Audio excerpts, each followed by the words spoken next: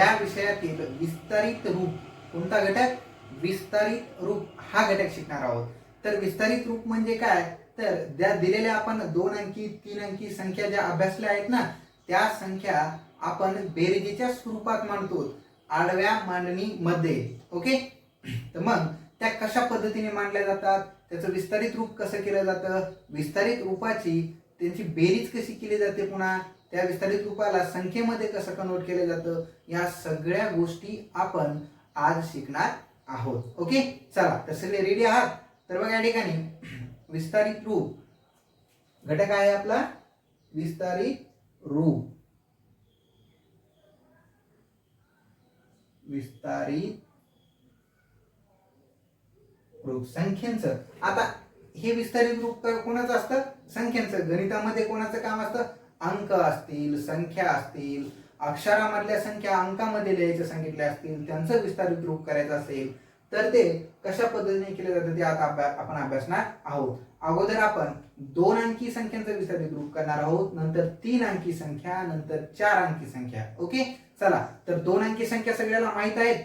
2 अंकी संख्या कुठून सुरुवात होतात? 10 पासून. ओके, 10 ही सर्वात लहान 2 अंकी संख्या आहे आणि विस्तारित रूप करण्यासाठी आपल्याला कमीत कमी 2 अंकी व जास्तीत जास्त किती संख्या, मोठी संख्या असली तरी चालते.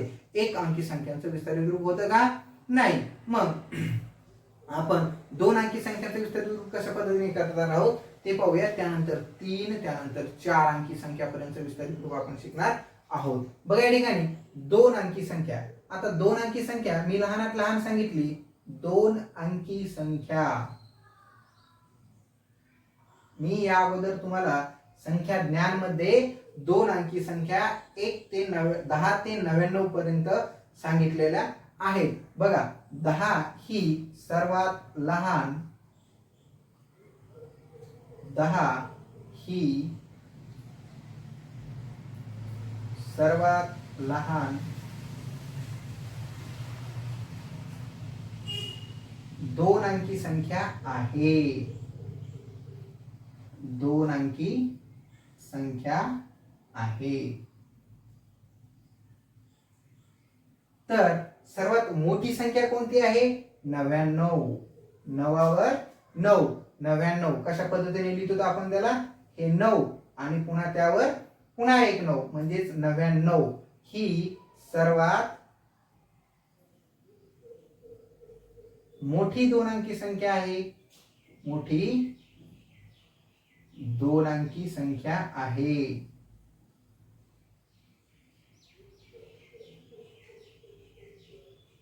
आता लक्षात द्या, या ठिकाणी आपल्याला 2 अंकी संख्यांचं जर विस्तारित रूप करायचं असेल तर 10 पासून समोर 10 ला धरून, ओके, 10 ला आपल्याला 10 पासून ते 99 पर्यंतच्या संख्यांचं विस्तारित रूप करता आलं पाहिजे. म्हणजे आपल्याला एकूण सर्व 2 अंकी संख्यांचं विस्तारित रूप करता येईल. आणि लक्षात ठेवा हे 99 पर्यंतच्या फक्त 2 अंकी संख्या असतात.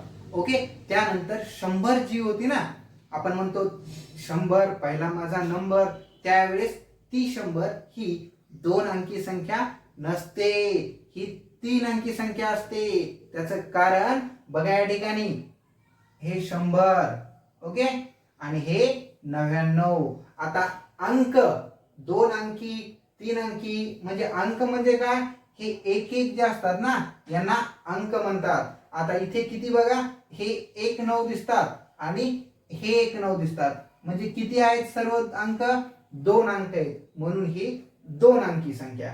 आता या ठिकाणी 0 दिसत आहेत तुम्हाला, ओके, या ठिकाणी दुसरा एक 0 दिसतो आणि या ठिकाणी पुन्हा 1 दिसतो. म्हणजेच 1 2 आणि 3 म्हणजे किती अंक होत आहेत?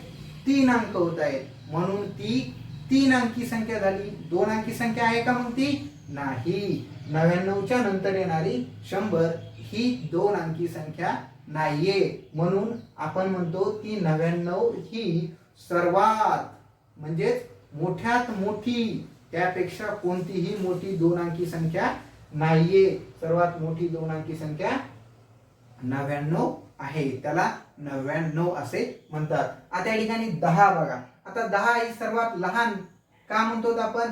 त्या अगोदर फक्त 9 येतात. त्या अगोदर किती येतात? 9. मग त्या अगोदर जर 9 येत असतील तर त्याच्यानंतर 10 येतात. मग 10च्या अगोदरची संख्या हे फक्त एकच अंक दिसतो. त्यामध्ये किती अंक दिसतात? 1. म्हणून ती 2 अंकी संख्या झाली का? नाही, ती फक्त 1 अंकी संख्या झाली. म्हणून आपण 10 ज्यावेळेस लिहू त्यावेळेस एक 0 आणि हा 1 असे 0 आणि 1 मिळून 10 होतात. म्हणजेच 1 आणि 1 2 संख्या अंक होतात. 2 अंकी संख्याची सुरुवात 10 पासून होते. ओके. मग 11, 12, 13 पाठांतर केलं असेल ना? मी तुम्हाला मागच्या पार्ट मध्ये तुम्हाला सर्व 1 ते 100 पर्यंतचे 1 2 लिहून दिले होते. तुम्हाला लिहिण्यासाठी सांगितले होते 2 वेळा. तुम्ही लिहिले असतील. हुशार विद्यार्थी लिहितात. जर तुम्ही लिहिले नसतील तर तुम्ही हुशार व्हा. यानंतर आजपासून लिहायला सुरुवात करा. ओके. याचा आपल्याला विस्तारित रूप कसं तयार करायचं पहा 2 अंकी संख्येचं. आता 2 अंकी संख्या लहान व मोठी संख्या तुम्हाला समजली असेल तर 2 अंकी संख्याचे विस्तारित रूप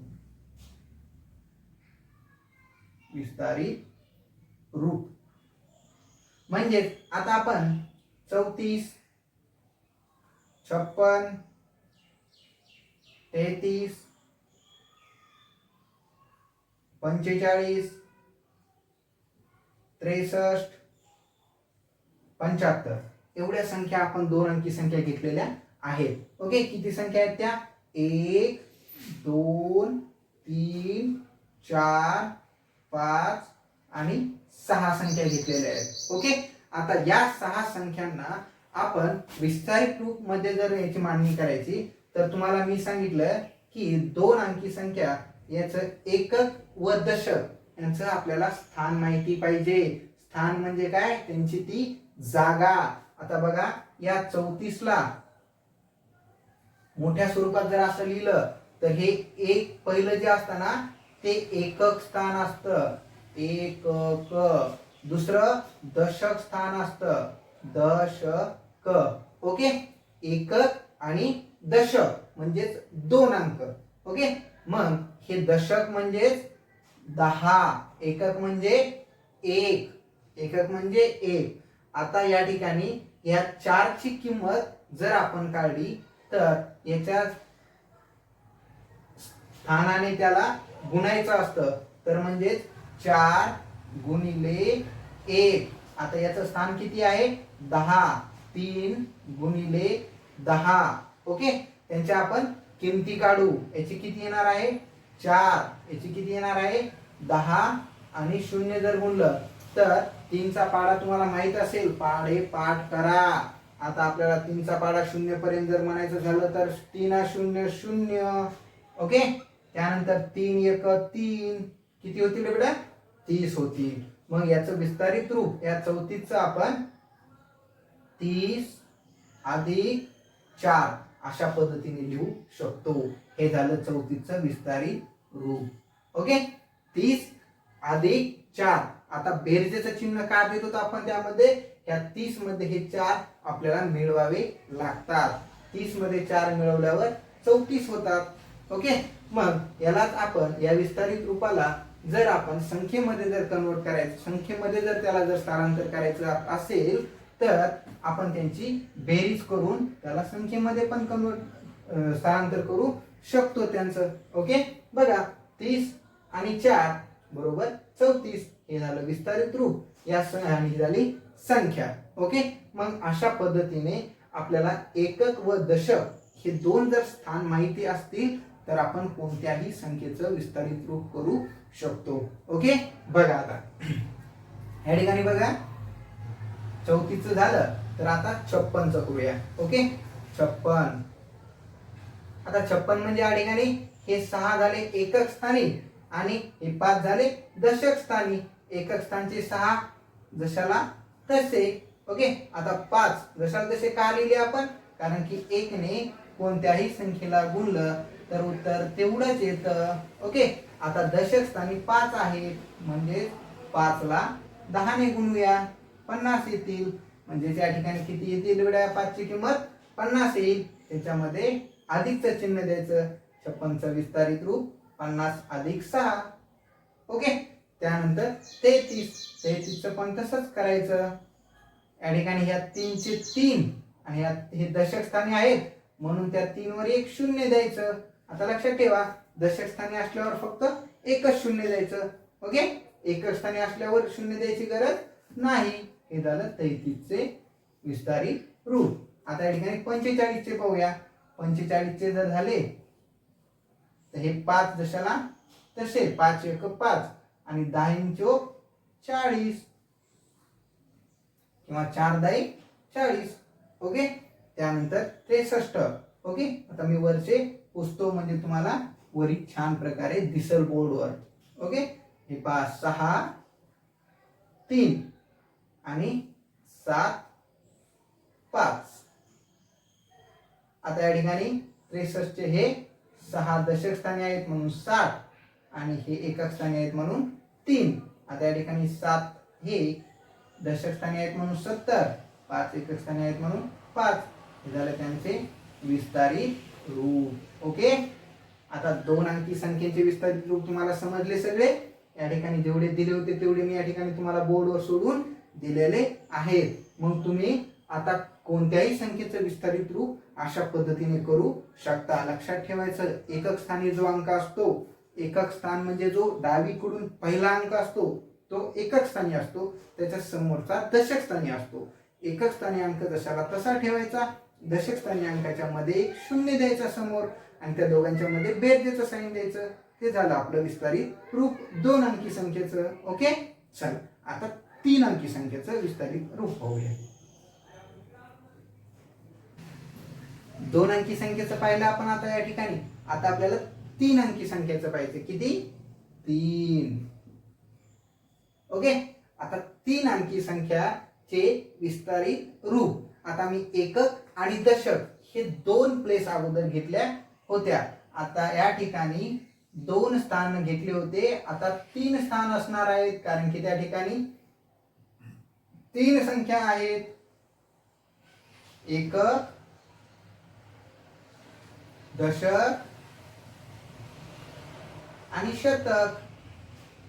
आता एकक आणि दशक म्हणजे काय मी तुम्हाला या अगोदर सांगितले, तरी पण लक्षात ठेवा. एकक म्हणजे 1 ने गुणून असतं. ओके, दशक म्हणजे 10 ने गुणून असतं येणारी संख्या आणि शतक म्हणजे 3 अंकी संख्याने. किती? 3 अंकी संख्याने म्हणजे 100 ने गुणून असतं. म्हणजेच या ठिकाणी तुम्हाला 3 अंकी संख्या जर तुम्हाला अभ्यास करायचा असेल तर शतक स्थानामध्ये आपण जाणार आहोत. कोणत्या स्थानामध्ये जाणार आहोत? शतक स्थानामध्ये. मग लक्षात ठेवा या ठिकाणी आता 3 अंकी संख्या ही लहानात लहान कोणती आहे? 100. ओके, लहानात लहान 100 आणि मोठ्यात मोठी 999. मोठ्यात मोठी कोणती आहे? 999. त्याचं वाचनही मी तुम्हाला या अगोदर करून दिलेलं आहे. 100 च्या समोरच्या संख्येचं 100 असेल तर 100, त्यानंतर 2 अंकी संख्या 2 असतील तर 200, 3 असेल तर 300, 400, 500, 600 हे पूर्ण 100चा पाडा कंप्लीट करत करत आपल्याला 900 पर्यंत जायचंय. 999 पर्यंत जायचंय. 999 ही सर्वात मोठी 3 अंकी संख्या आहे. ओके, त्यानंतर पुन्हा 3 अंकी संख्या होत नाही. मग ती 1000 ही 4 अंकी संख्यामध्ये जाते. मग आता या ठिकाणी आपल्याला 3 अंकी संख्येचं विस्तारित रूप कशा पद्धतीने करायचं ते बघा. ओके, बघा 362, 542, 675. आता या ठिकाणी आपण बघा 2 हे एकक स्थानी आहेत, 6 हे दशक स्थानी आहेत, 3 हे शतक स्थानी आहेत. ओके, 3 शतक स्थानी आहेत म्हणून ते किती झाले रे मित्रा? 300. ओके, बेरजेचं चिन्ह द्यायचं. त्यानंतर हे दशक स्थानी आहेत म्हणून हे झाले 60. एकक स्थानी आहेत म्हणून हे झाले 2.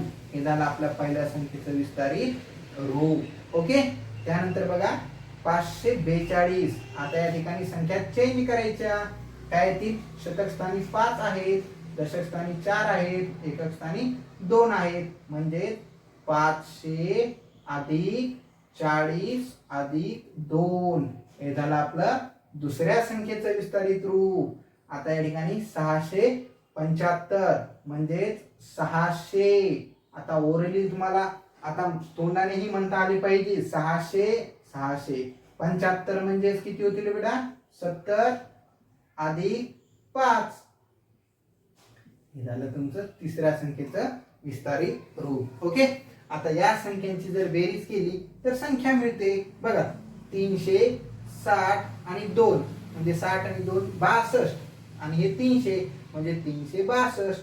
540 आणि 2 म्हणजे 40 आणि 2 42. आणि हे 500 542. ओके. हे 675. हे 70 आणि 5 किती होतात? 75 होतात. आणि हे 600 675. ओके. अशा पद्धतीने तुम्हाला 2 अंकी व 3 अंकी संख्यांचं विस्तारित रूप आलं पाहिजे. ओके. चला.